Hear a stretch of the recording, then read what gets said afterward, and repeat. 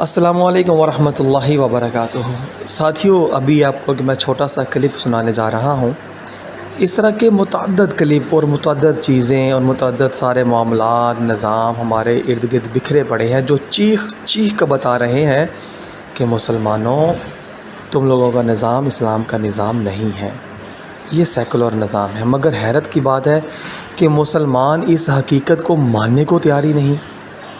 وہ آج تک یہ سمجھے جا رہے ہیں، سمجھتے ہی چلے جا رہے ہیں کہ ہمارے ملک پاکستان میں اسلام کا قانون نافذ ہے، یہاں پر شریعت مصطفیٰ صلی اللہ علیہ وسلم نافذ ہے، اور اسلامی قوانین کے عین مطابق یہ قانون جتنے بھی ہمارے چل رہے ہیں اس کے مطابق، اسلام کے مطابق چل رہے ہیں۔ تو ساتھیوں، مجھے تو سمجھ نہیں آ رہی کہ ہمیں کب سمجھ آئے گی، کہ ہم لوگ کب یہ بات کو سمجھیں گے کہ ہمارے ملک کے اندر کافر کا نظام ہے اور کافر کا ہی سسٹم چل رہا ہے۔ پاکستان بننے سے پہلے بھی یہاں پر برطانوی سسٹم چل رہا تھا، اور آج کے دن تک ہی اسلامی نہیں بلکہ برطانوی سسٹم ہی چل رہا ہے۔ مگر پتہ نہیں کیوں ہم لوگ اپنی آنکھیں بند کیے بیٹھے ہیں، اپنے ذہنوں کو بند کیے بیٹھے ہیں، اور اللہ کے نبی صلی اللہ علیہ وآلہ وسلم کے ساتھ کھلی جنگ کر رہے ہیں۔ پتہ نہیں اپنے آپ کو دھوکہ دے رہے ہیں، یا اللہ تعالیٰ معاف فرمائے معاذ اللہ تبارک تعالیٰ کو ہم لوگ دھوکہ دینے کی کوشش کر رہے ہیں۔ ہم لوگ کر کیا رہے ہیں؟ شریعت کا ہم لوگ جو راگ الاپتے ہیں، یہ تو ہمیں تباہ و برباد کر دے گا یار۔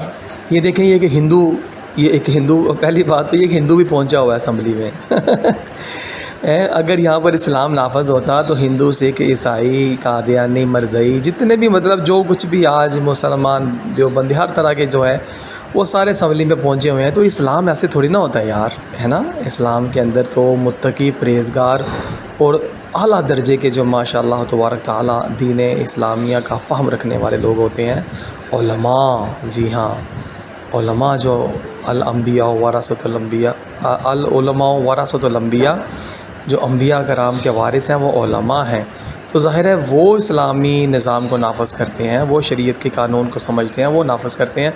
مگر دکھ کی بات ہے کہ یہاں پر قانون سازیاں ہندوؤں، سکھوں، عیسائیوں، مسلمانوں، پتہ نہیں کون سی نسلوں کو شامل کر کے تو قانون سازیاں ہوتی ہیں۔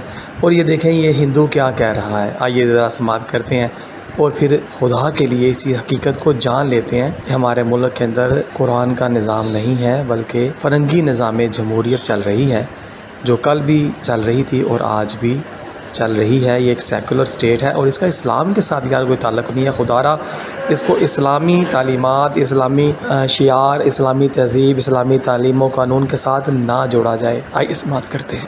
سورہ بقرہ سورہ نمبر 278 میں ہے، اے ایمان والو، اللہ سے ڈرو اور جو کچھ سود کا بقایا ہے اس کو چھوڑ دو اگر تم ایمان والے ہو۔ سر، جب قرآن شریف کہتا ہے، جب اللہ تعالیٰ کہتا ہے کہ سود حرام ہے، اللہ تعالیٰ سے جنگ ہے، مگر یہاں پر سود لیا بھی جا رہا ہے اور سود دیا بھی جا رہا ہے، تو مجھے بتائیں ہمارا ملک خاک ترقی کرے گا؟ اور آپ سمجھتے ہیں، آپ کہتے ہیں کہ جی آپ کا قانون قرآن و سنت سے ہٹ کر نہیں ہے۔ بحیثیت غیر مسلم بھی مجھے شرم آتی ہے کہ آپ یہ منافقت کا کام کر رہے ہیں۔ سورہ بقرہ سورہ نمبر 278 میں ہے، اے ایمان والو، اللہ سے ڈرو اور جو کچھ سود کا بقایا ہے اس کو چھوڑ دو اگر تم ایمان والے ہو۔ سر، جب قرآن شریف کہتا ہے، جب اللہ تعالیٰ کہتا ہے کہ سود حرام ہے، اللہ تعالیٰ سے جنگ ہے، مگر یہاں پر سود لیا بھی جا رہا ہے اور سود دیا بھی جا رہا ہے، تو مجھے بتائیں ہمارا ملک خاک ترقی کرے گا؟ اور آپ سمجھتے ہیں، آپ کہتے ہیں کہ جی آپ کا قانون قرآن و سنت سے ہٹ کر نہیں ہے۔ بحیثیت غیر مسلم بھی مجھے شرم آتی ہے کہ آپ یہ منافقت کا کام کر رہے ہیں۔ میرے خیال سے ایک ہندو کی زبان سے اور ہماری کان میں آتے ہوئے میرا تو جگر میں آگ لگی۔ ایک ہندو آج ہمیں بیٹھ کر سود کے بارے میں اللہ کا حکم سنا رہا ہے، تو اس ہندو کے کہنے پر میں اپنے آپ کو ایک مسلمان ہوتے ہوئے، سینٹ جیسے ادارے کا ممبر ہوتے ہوئے، میں اپنے آپ کو علامتی تپڑ مارتا ہوں۔ یہ رہا تپڑ۔